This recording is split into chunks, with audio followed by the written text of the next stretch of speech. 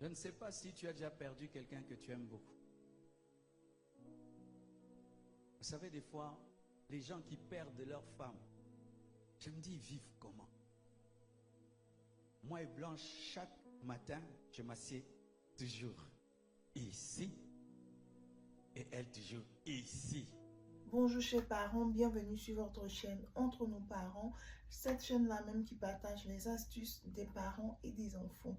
Cette chaîne sur laquelle nous éduquons et nous apprenons à devenir meilleurs pour nos enfants. Nous tenons vers la perfection parce que nous croyons qu'il n'y a pas de perfection, il n'y a pas de parents parfaits. Aujourd'hui, c'est avec beaucoup de tristesse que je fais cette vidéo. Nous avons perdu un parent, nous avons perdu une maman, maman Blanche Tounassi. Je ne la connaissais pas personnellement, mais j'ai été impactée par les messages de son mari. Honnêtement, je n'ai jamais écouté ses sermons, mais c'est plus les sermons de son mari que j'écoutais. Je voyais comment cet homme valorisait sa femme dans ses prédications. Il ne s'agit pas ici de religion. Il s'agit de message parce que ce message, le message de Pasteur Marcelo a touché plus d'un, que tu sois musulman, bouddhiste, spirituel ou autre. Son message t'a forcément touché. Et en tant qu'un être humain, nous sommes forcément touchés lorsqu'il s'agit de la tristesse. Nous sommes forcément touchés lorsque une personne traverse des moments difficiles. Voilà. C'est un pasteur que j'aime énormément, que j'apprécie le message énormément. Et voir comme ça le décès de sa femme, maman Blanche, sur les réseaux sociaux, ça m'a énormément touchée. Je me suis sentie abattue.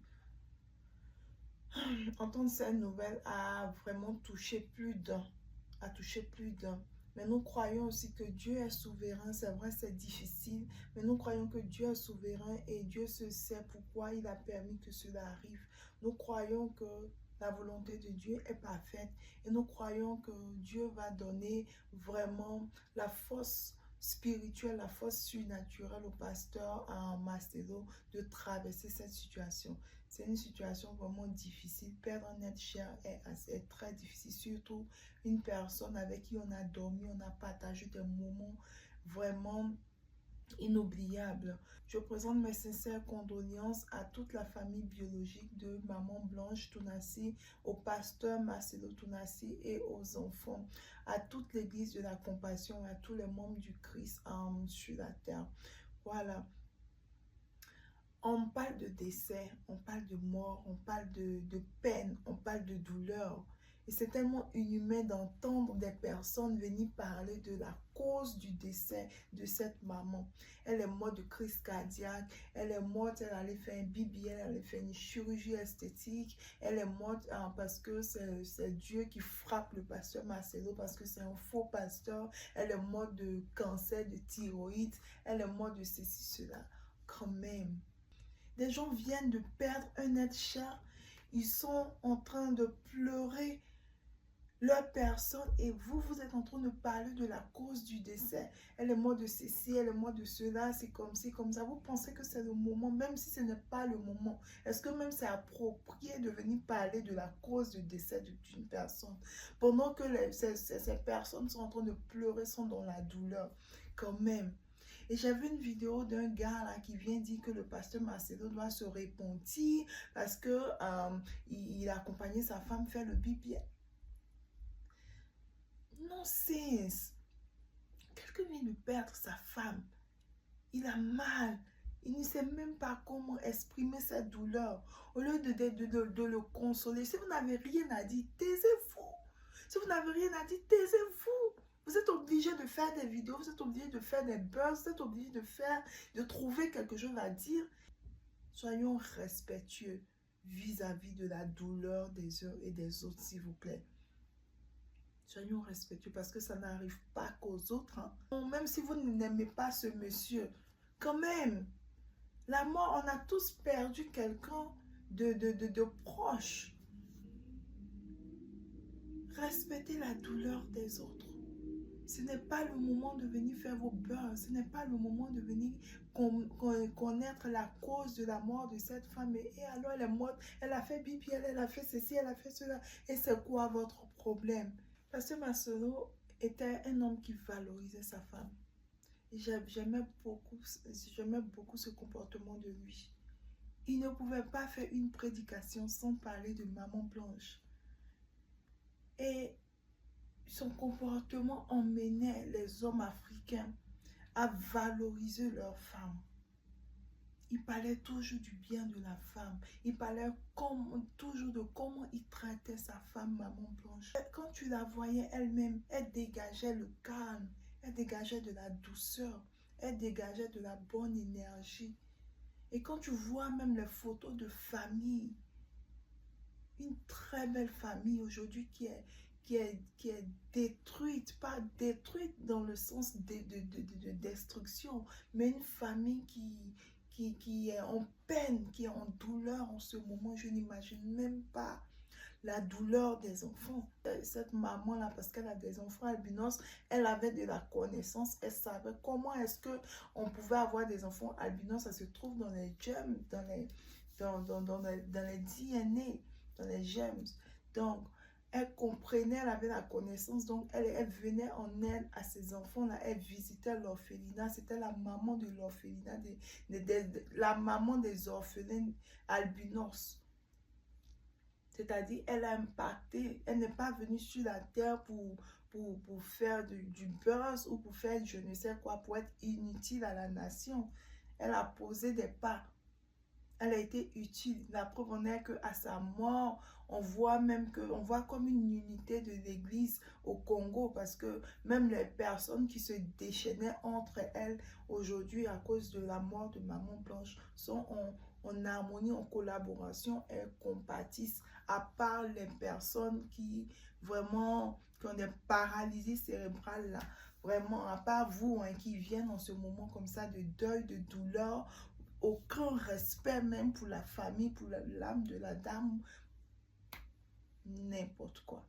À travers le décès de Maman Blanche, j'aimerais encourager les parents. C'est peut-être, ça fait flipper, ça fait peur, mais j'aimerais encourager les parents à préparer leur décès. On ne connaît ni le jour ni l'heure. Dieu va nous rappeler vers lui. Nous avons des enfants. Il faut les préparer psychologiquement à notre départ.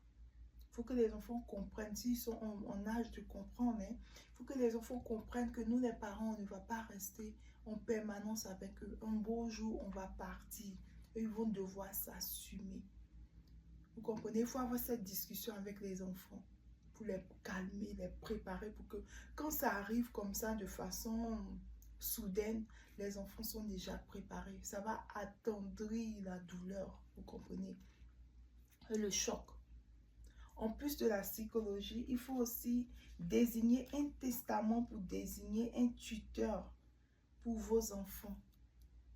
Oui, avoir quelqu'un de confiance à qui on va dire, ah, mon frère, quand je vais partir, j'aimerais que tu prennes soin de mes enfants. Et qu'il faut que ça se fasse devant un notaire. Il y a aussi la garde aux transmissions anticipées. C'est la transmission d'un patrimoine à un enfant mineur. Comme ça, si vous n'êtes pas là, cet enfant mineur peut utiliser ce bien-là pour subvenir à ses besoins. Faire face à ses dépenses de l'école, la nourriture, le loyer et tout. Et si vous êtes marié, vous pouvez, alors le tuteur là, ça peut être la veuve, ou ça peut être un oncle si vous n'êtes pas marié, ou une cousine, quelqu'un de confiance, vous comprenez?